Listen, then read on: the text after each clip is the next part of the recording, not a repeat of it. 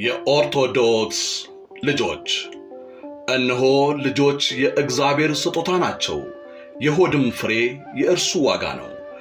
መዝሙረ ዳዊት 127 ቁጥር 3። የኦርቶዶክስ ልጆች። ሰላም የኦርቶዶክስ ልጆች እንደምን ናችሁ? እንደምታውቁት ለልጆቹ መንፈሳዊ ታሪክና ምክሮችን እያቀረበ መሆኑ ይታወቃል። ዛሬ መርሃ ግብራችንን ከመጀመራችን በፊት ለልጆቹ ምርጥ የሆነ ኪስንም የማይጎዳ መጫወቾችን አምጥተናል። ይህን የምትመለከቱት ሴንሰር ቦርድ በ799 ብር ብቻ ያገኙታል። የምትመለከቱትን ሄሊኮፕተር ደግሞ በ999 ብር ብቻ ያገኙታል። ሁለቱም መጫወቻ ላይ ያሉት ክንፎች የተሰሩት በፕላስቲክ በመሆናቸው ለልጆች ምንም አይነት ጉዳት አያስከትሉም። ሁለቱም 15 ጫማ ከፍታ የሚሄዱ ናቸው። ቢወድቁም የማይሰበሩ ናቸው። ቀድሞ ለሚያዝ ቤተሰብ ከገዙት መጫወቻ ተጨማሪ ሱፐር ሂሮ የተባለ መጫወቻን በነፃ እናበረክታለን። ታዲያ ምን ይጠብቃሉ? አሁኑኑ ስክሪኑ ላይ ባለው ስልክ ቁጥር ይዘዙ። ያሉበት ቦታ በነፃ እናደርሳለን።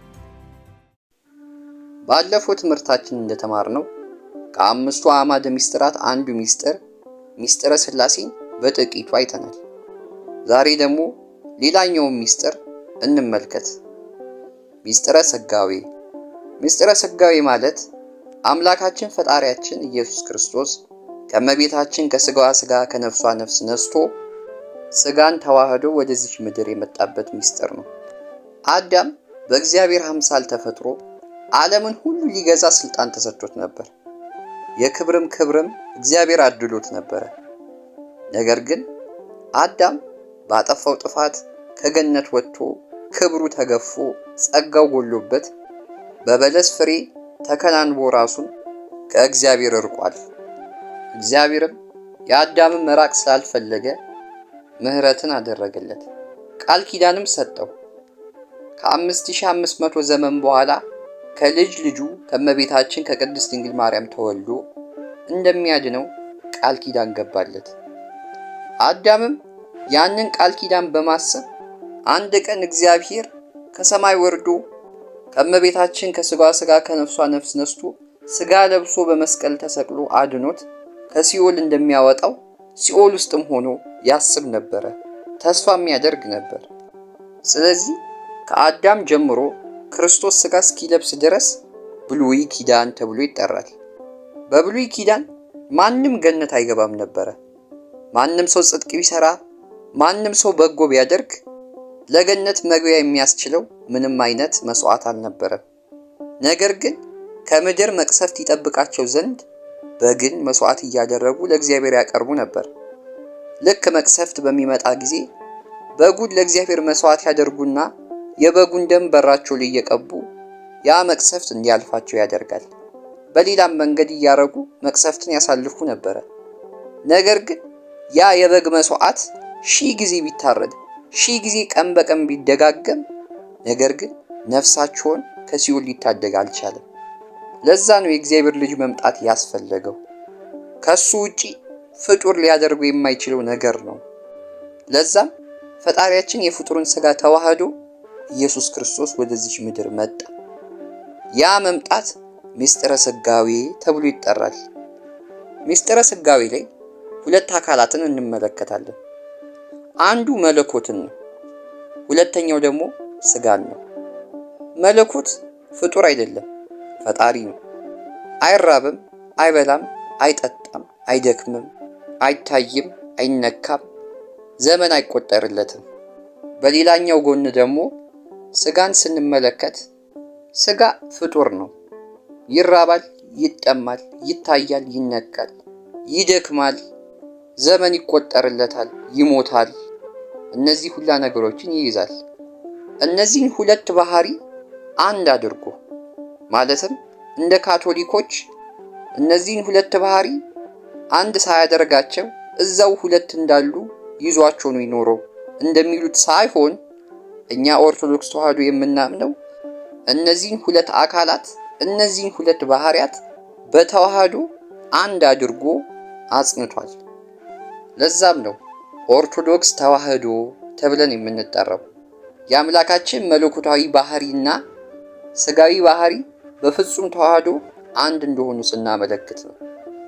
ጌታችን መድኃኒታችን ኢየሱስ ክርስቶስ በቤተ ክርስቲያናችን አስተምህሮ ፍጹም አምላክ ፍጹም ሰው ነው። ማለትም እንደ ሰውነቱ መለኮት የሥጋን ባህሪ አድርጎ ታሟል። መለኮት የሥጋን ባህሪ አድርጎ ተጠምቷል፣ ተርቧል። መለኮት የሥጋን ባህሪ አድርጎ ታሟል፣ ሞቷል። እንደዛውም ሁላ ሥጋ ደግሞ የመለኮትን ባህሪ አድርጎ ፈውሷል። ሥጋ የመለኮትነትን ባህሪ አድርጎ ውሃ ላይ ተራምዷል። ድውይ ፈውሷል፣ ሙት አስነስቷል፣ የተራበንም አብልቷል። ማለትም እነዚህ ሁለት ባህሪያት አንድ ባህሪ ሆኖ በፍጹም ተዋህዶ ኢየሱስ ክርስቶስ አኑሯቸዋል። ያንን ከመቤታችን የነሳውን ሥጋ አምላክ አድርጎታል። ራሱ መድኃኒታችን እግዚአብሔር እንዲህ ብሎን ነበር በብሉይ ኪዳን ኦሪት ዘፍጥረት ምዕራፍ 3 ቁጥር 22 ላይ እነሆ አዳም ክፉንና መልካሙን ለማወቅ ከእኛ እንዳንዱ ሆነ ብሎ እግዚአብሔር ተናገረ።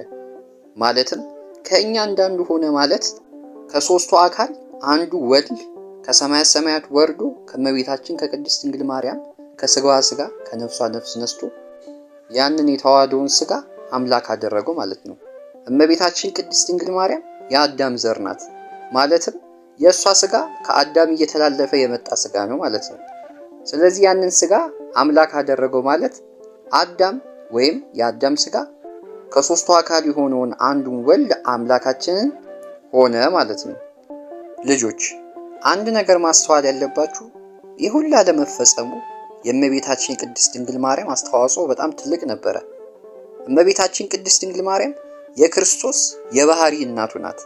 ማለትም በአምላክነቱ ወለደችው ማለት አይደለም። ጌታችን መድኃኒታችን ኢየሱስ ክርስቶስ ቅድመ ዓለም ያለ እናት ከአባት ተወልዷል። ማለትም እግዚአብሔር አብ ማለት ነው። ተወልዷል ስንል ደግሞ ልክ እንደኛ እንደምናስበው መወለድ ማለት አይደለም። አብ በዕድሜ ወልድን አይቀድመውም፣ ወልድም በዕድሜ ከአብ አያንስም። ሁለቱም የአንድ አምላክ ሁለት አካል ስለሆኑ ባህሪያቸው ነው መወለድና መውለድ እንጂ ልክ እንደኛ እንደምናውቀው መወለድ ማለት አይደለም። ድህረ ዓለም ደግሞ ከእመቤታችን ከቅድስት ድንግል ማርያም ያለ አባት ተወለደ። ለዛ ነው ቤተ ክርስቲያን ጌታችን መድኃኒታችን ኢየሱስ ክርስቶስ ሁለት ልደቶች አሉት የምትለው። ቅድመ ዓለም ያለ እናት ከአባት እንደተወለደና ድህረ ዓለም ደግሞ ያለ አባት ከእናት እንደተወለደ። ከአብ የባህሪውን አምላክነት እንዳገኘው ሁላ ከእመቤታችን ከቅድስት ድንግል ማርያም የባህሪውን ሰውነት አግኝቷል። በጸሎተ ሃይማኖት ላይ ከአምላክ የተገኘ አምላክ እንላለን። ያንን ባህሪውን ነው የሚያመለክተው። ከአብ ጋር ባህሪው ስለሚመሳሰል የባህሪ አባቱ ተብሎ ይጠራል። ከእመቤታችን ከቅድስት ድንግል ማርያም ደግሞ ከሥጋዋ ሥጋ ከነፍሷ ነፍስ ባህሪ አድርጎ ስለወሰደ የባህሪ እናቱ ተብላ በሥጋ ትጠራለች። ስለዚህ እመቤታችን ቅድስት ድንግል ማርያም በሥጋ የአምላካችን የኢየሱስ ክርስቶስ የባህሪ እናቱ ናት። በድህነታችን ላይ ትልቅ ድርሻ አላት። ጌታችን ከሕፃንነቷ ጀምሮ አንጽቶ አኑሯታል። የአዳም ጉስቁልና ያላረፈባት ንጹሕ የወርቅ መሶብ አድርጎ ጌታችን ጠብቆ ከእሷ ተወለደ። ከእሷም ተወልዶ አድኖናል። የድህነታችን መሠረት የምንልበት ምክንያት ይሄ ነው። ከብዙ በትንሹ ምስጢረ ሥጋዌ ይህን ይመስላል።